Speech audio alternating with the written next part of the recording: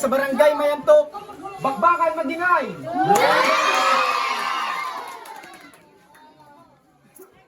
Sa kaliwa ko, galing pang Talavera, Nueva Ecija, Magingay para kay JS.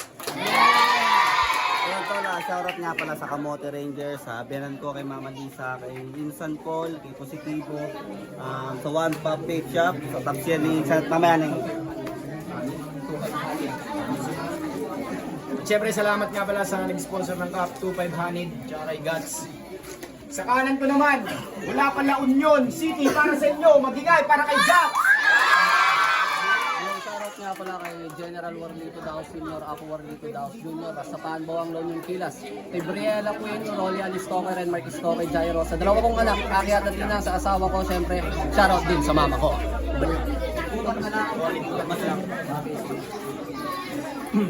Yan, nanalo ng toss coin si JS.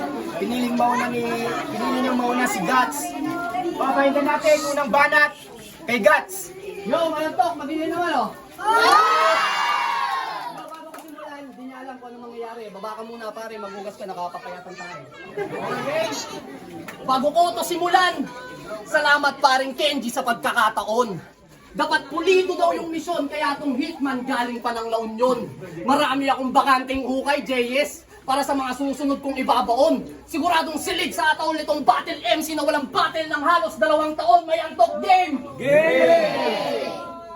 Paring Kenji, pwede ba kitang makausap?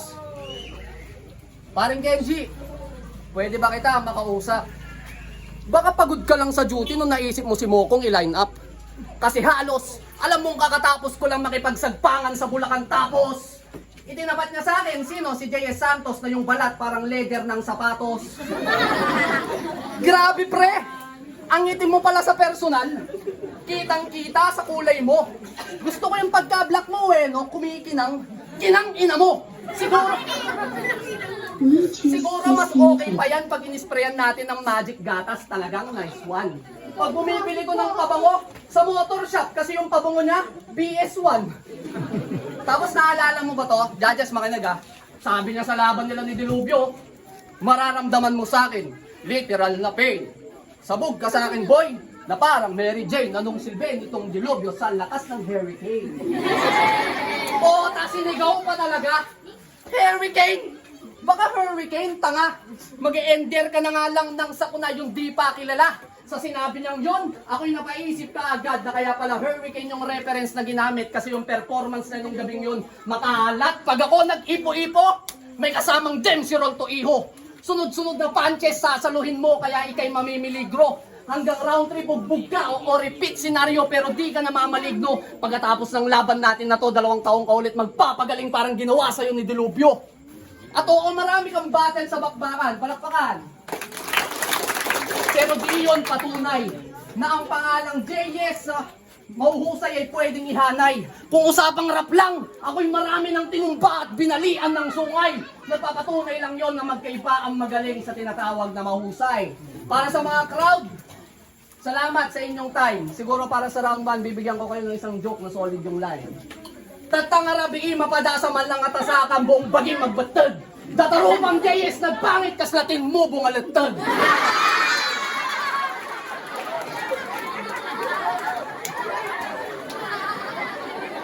Ay, munang banat, JS.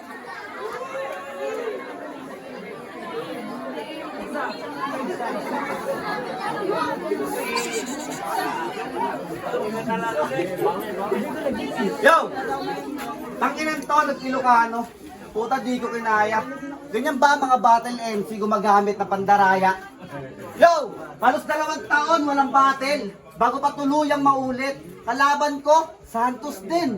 Mukhang masarap to masulit. Pero balita ko, lahat to ng Santos mababait. Totoo? Pwes ibahin mo ako lang yung Santong, mapanakit, bakbakan gang! Kamusta, payatot? Malapit na Pasko, mukhang di ka pa aabot. Eto ba yung champion ng La Union? Yung mahusay daw mamuna? Sa mga battle mo, wala ka namang mabigat na dala. Nakakatakot ka daw. Pero ngayon, ano na? Puro ka lamboka, mabulaklak na salita. Eto na ba yung champion nyo? Bakit hindi mabula? Kasi may linyahan niya laging may pag. Pag ikaw, Pag ganto, pag ganyan, pag eto, pa yung mahusay. Paano kakainin ng tao mga bara mo, puro pagpag nakakaumay. Tapos may banat pa siyang, kinantot mo yung aso sa gitna mismo ng street. Tawag ba doon street sex? Okay ka lang, dude. E di pag kinain kita sa kalsada, ang tawag doon street food, ganon? Tapos sabi niya kay Jaynard, nilalagay mo sa foil yung 3-in-1 na kape. 3-in-1 na kape? Nilalagay sa foil? Ganon ba yun, boy? Sino tanga maglalagay ng 3-in-1 sa foil? Sige nga. Tapos yung mga crowd, tawanan naman. Kahit yung jokes, walang laman. Dapat dito, di na sinasalang para maisantabi kakornihan. Sa freestyle ka, champ. Sa akapwela, ito pera ka. Mananalo ka sa akin kung sa freestyle pwede pa. Ang lakas pa malait itong patpat na binatilyo. Kaya pala champion, mukhang stick ng sigarilyo. Oh, champion, sigarilyo. Alam mo na yung kasunod. Pag pinapuyan kita sa battle, malamang sa akin to sunog. Mapapadasal to ng Almighty. Habang ako, naninigarilyo ng Malboro. Isasakay kita sa fortune wheel, tapos ilalaglag kita sa dulo. Mauubusan ka ng oras sa time zone para mag-hustle. Bubukulan kita ng dalawa sa likod para bang backbone ng camel. Sabay sound trip ng R&B. Pupunin ko yung bunganga mo ng DNB or RGD. Sabay sakay sa JNT. Kahit tumakbo ka ng malayo, sabog ka sa RPG. Oh, ayos ka lang. Baka may hope ka pang manalo. Pasensya na, masyado sa dista yung kabis mo. Kaya maghanap ka na ng kakambe. Yun na yung gawin mong partner, brother. Pagkat isang snap ko lang ay tunaw ako yung tano sa marbles. 2 buwang paghahanda para ikaw ay aking ibaon. Kung matalino ka talaga, alam mo na yung kasunod nun. Halos lahat ng yosi na banggit. Pero may kulang pa doon, di ko na sinama tong champion pagkat wala ng champion ngayon.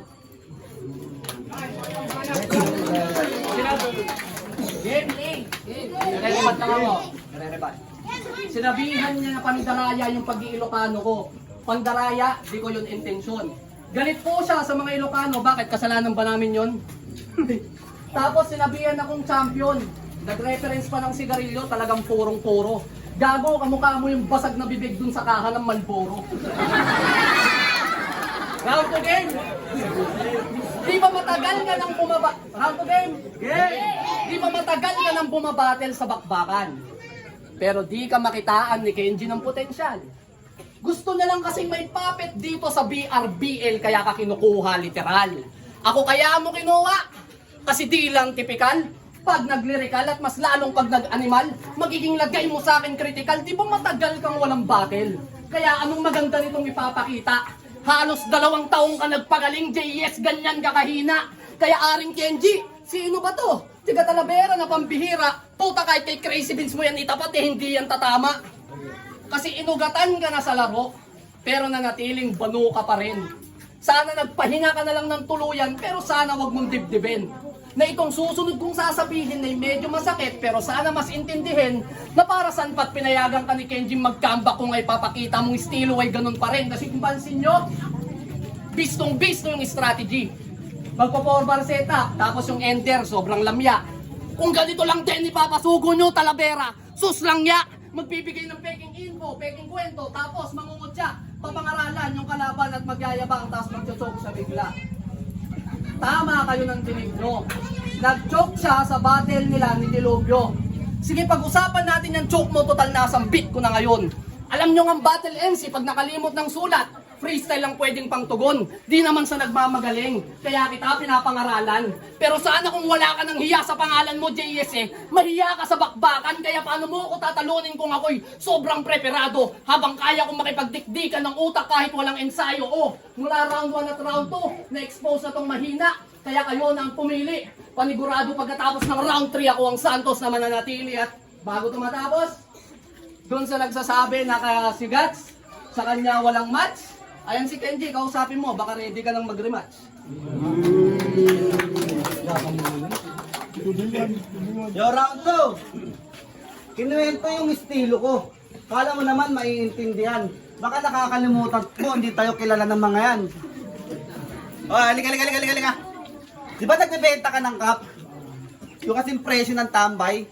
Oo, tambay cup. Yung presyo, Malapillo Balbuena. Inakasarap niyo sampalin parehas ni Pio ng pera. Pero kakaiba yung sa kanya. Talagang lahat maiinggit. Yung cup niya na snapback, pag iginanon mo, di na babalik. Pero ayos yan, madiskarte sa buhay. Yung yumaman, gusto niya madali. Ang kaso, sa una lang lahat masaya kasi bandang huli, ito ay nalugi. Bibigyan kita ng negosyo, ito maganda mong gawin.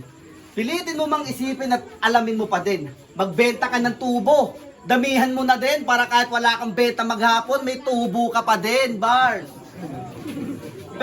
Pero seryoso, pareng Gats. Mukha kang mangangagat. Ito yung tipo ng tao, ay at tagal mo na sarap, sin. Bakit wala ka pa rin improvement? Mag-dancer ka na lang, at least doon meron kang movement. Pag ganyan-ganyan pa ang puta. Kala mo talaga may galaw. Binibirit mo lang naman yung linya, sinisigaw. Pero kung hihimayin mong mabuti, parang early na chonke. Puro buto at sanga nakukuha yung dahon ng onte. Habang ako, malakos ang datingan. Malakas ang tama sa mga tao, kaya pati sila nag-aningan. Oh, naiinggit ka pa? O sige, stay put ka lang dyan. Kung gusto mong masabog, bibigyan kita ng shotgun. Ito yung tipo ng tao na puro na lamang imbento. Iiba yung istorya ng kalaban sa siya gagawa ng kwento. Yung ganyang estilo, di na bago yan sa akin. Marami ng battle MC ang gustong sumira sa akin. Pero kung gagawa ka ng kwento, maglagay ka ng patunay. Pagkat di mo maluloko yung mga taong alamang totoo kong buhay. Pagkat di mo maluloko yung mga taong alamang totoo kong buhay. Hindi to mind conditioning. Mga hurado, mag-isip kayo.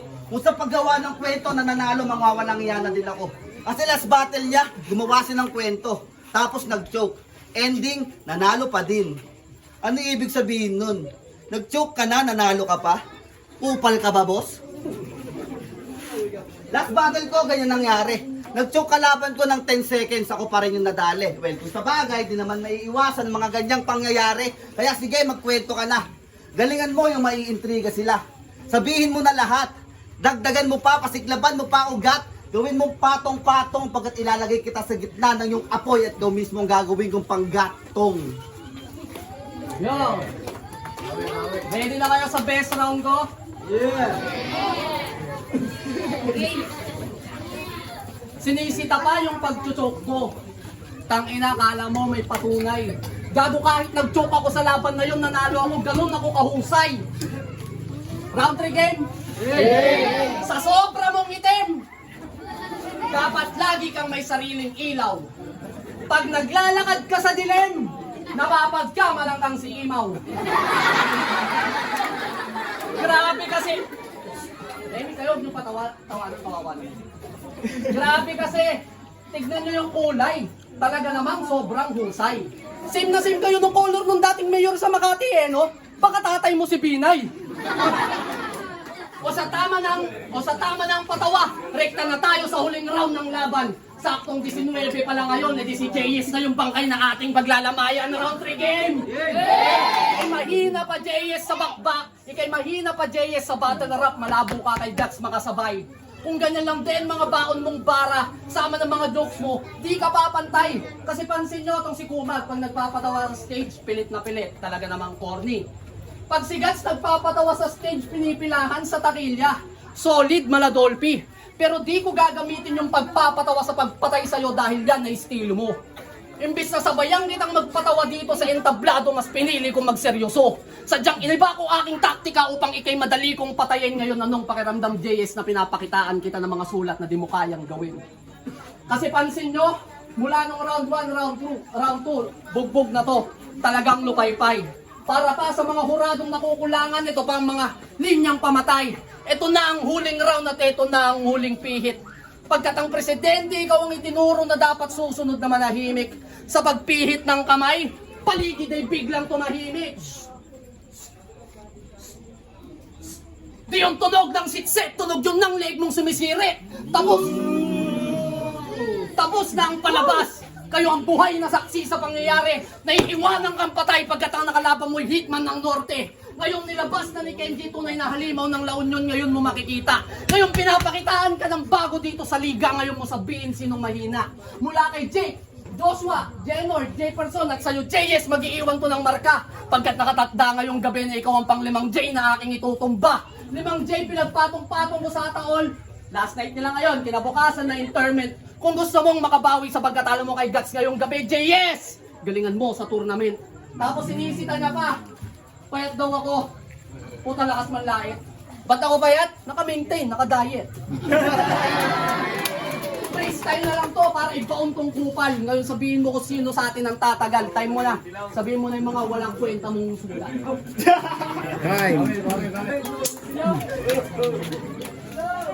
Okay, last na.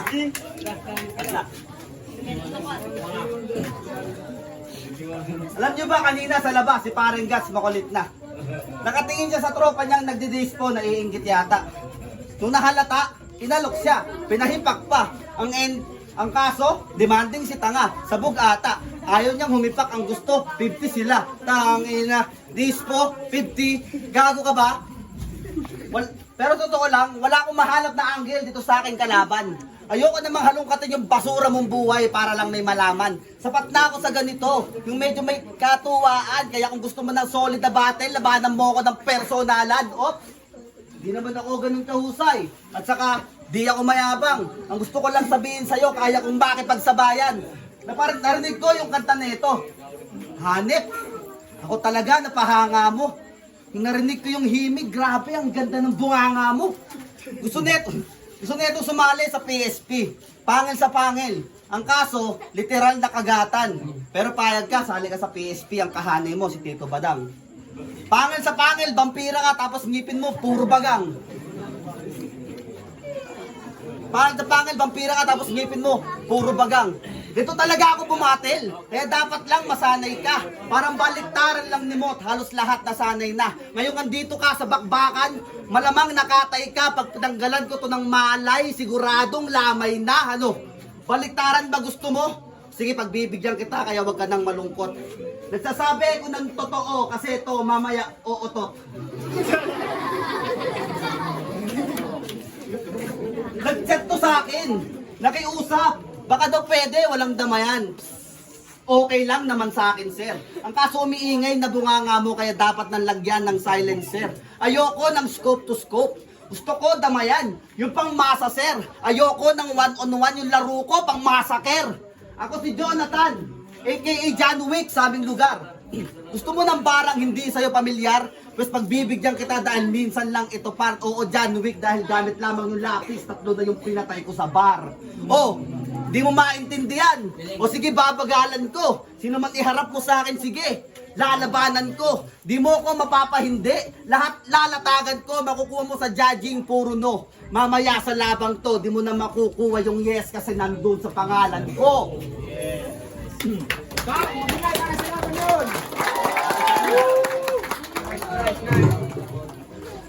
Ang boto ng Orado, 4 pa lang nagdesisyon. Sa ipapaliwanag doon sa video yung boto ng isa. 4-0 para kay Guts. Ako yung kaisa isang bumoto na na hindi makapag-decide kasi sobrang init ng palitan. Si JC mas siya parang tawag dito, mas naka-battle face yung galaw niya. Si Guts naman medyo madaming setup pero maganda yung mga pukul niya. Ako talaga vote ko tabla pero kung pipigain talaga ako sobrang dikit kay JC.